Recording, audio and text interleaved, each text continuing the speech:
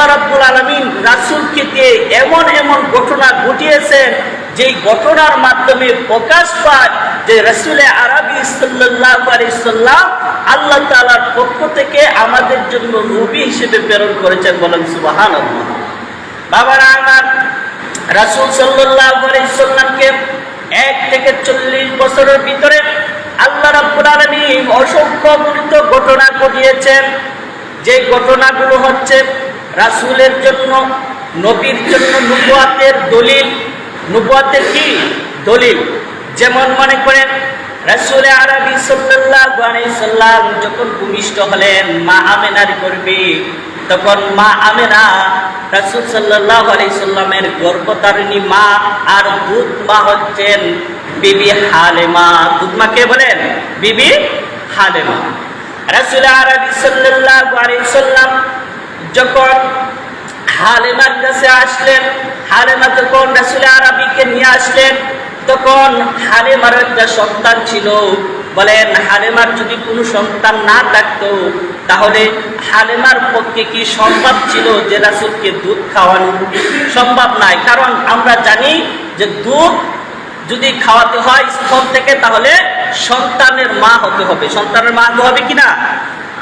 হালিমা রাদিয়াল্লাহু তাআলা আনহা যখন রাসূল সাল্লাল্লাহু আলাইহি সাল্লামকে নিয়ে আসলেন, আনার পর যখন হালিমা রাসূল সাল্লাল্লাহু আলাইহি সাল্লামকে দুধ পান করানোর জন্য দেন, তখন রাসূল আরবি সাল্লাল্লাহু আলাইহি সাল্লাম হালিমার এক স্তন থেকে দুধ পান করেন। বলেন সুবহানাল্লাহ। এক স্তন থেকে দুধ পান করেন, অন্য স্তন থেকে দুধ পান করেন না। হালিমা বলেন যে আমি রাসূল সাল্লাল্লাহু আলাইহি সাল্লামকে আমার ডান স্তনের দুধ সব সময় পান করতেন, আমি চেষ্টা করি রাসূল আরবি সাল্লাল্লাহু আলাইহি সাল্লামকে দিয়ে আমার বাম স্তনের দুধ খাওয়ানোর জন্য, কিন্তু রাসূল আরবি কখনো আমার বাম স্তনের দুধের মধ্যে মুখ দেন নাই।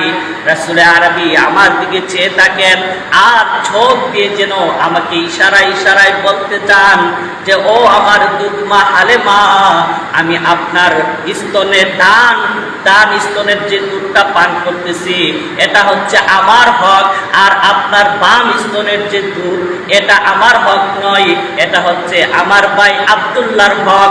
আমি এই জগতে নবী হিসেবে এসেছি, আমি আমার ভাইয়ের হক মারার জন্য আসি নাই, বরঞ্চ আমি এই দুনিয়াতে আল্লাহ রাব্বুল আলামিন আমাকে প্রেরণ করেছেন আমি যেন মানুষের হক ফিরিয়ে দেই। এই জন্য আল্লাহ রাব্বুল আলামিন আমাকে এই দুনিয়াতে প্রেরণ করেছেন। ও মা হালিমা, আপনি যতই চেষ্টা করেন না কেন আমি কখনো আমার ভাইয়ের হক কখনো মেরে খেতে পারি না। বলেন সুবহানাল্লাহ। চিন্তা করেন, শিশু নবী রাসূল আরবি সাল্লাল্লাহু আলাইহি সাল্লাম এত ছোট্ট থাকতেও রাসূল আরবি সাল্লাল্লাহু আলাইহি সাল্লামের মধ্যে কেমন ইনসাফ ছিল যে রাসূল আরবি সাল্লাল্লাহু আলাইহি সাল্লাম হালিমার স্তনের ডান স্তন থেকে দুধ পান করেন কিন্তু বাম স্তন থেকে দুধ পান করেন নাই। এমন ইনসাফ রাসূল আরবি শিশু থাকতে প্রমাণ করে দিয়েছেন। এই যে ঘটনা, এই ঘটনাটা হচ্ছে রাসূলের জন্য নবুয়াতের দলিল। রাসূলের জন্য কি? নবুয়াতের দলিল। যদিও তখনও আল্লাহ তাআলার পক্ষ থেকে রাসূল আরবি সাল্লাল্লাহু আলাইহি সাল্লাম নবুয়াতের ঘোষণা পান নাই, তারপরেও রাসূল সাল্লাল্লাহু আলাইহি সাল্লামকে দিয়ে 1 থেকে 40 বছর পর্যন্ত আল্লাহ রাব্বুল আলামিন যত ঘটনা ঘটিয়েছেন, এই ঘটনাগুলো নবীর জন্য নবুয়াতের দলিল। নবীর জন্য কি বলেন? নবুয়াতের দলিল। শুধু তা নয় বাবারা আমার, আপনি যদি চিন্তা করেন আপনি দেখবেন রাসূল আরবি সাল্লাল্লাহু আলাইহি সাল্লামকে দিয়ে আল্লাহ রাব্বুল আলামিন 1 থেকে 40 বছরের ভিতরে অসংখ্য অগণিত মুজিজা ঘটিয়েছেন। এর মধ্যে আরেকটা মুজিজা হচ্ছে, দেখবেন দুনিয়াতে মানুষ যখন শিশু জন্মগ্রহণ করে তখন তার যত বড় কোটি কোটি আর লাখ কোটির সন্তান হোক না কেন, তাকে শিশু অবস্থায় তাকায় উলঙ্গ হতে হয়। হয় কিনা বলেন? উলঙ্গ হতে হয় কিনা? কথা বলবেন আমার সাথে। উলঙ্গ হতে হয় কিনা? উলঙ্গ হতে হয়। কিন্তু রাসূল আরবি সাল্লাল্লাহু আলাইহি সাল্লাম শিশু থাকা অবস্থায় কখনো কোনোদিন উলঙ্গ হয় নাই। বলেন সুবহানাল্লাহ। এই ঘটনা রাসূলের জন্য নবুয়াতের দলিল। বলেন এই ঘটনা রাসূলের জন্য কি?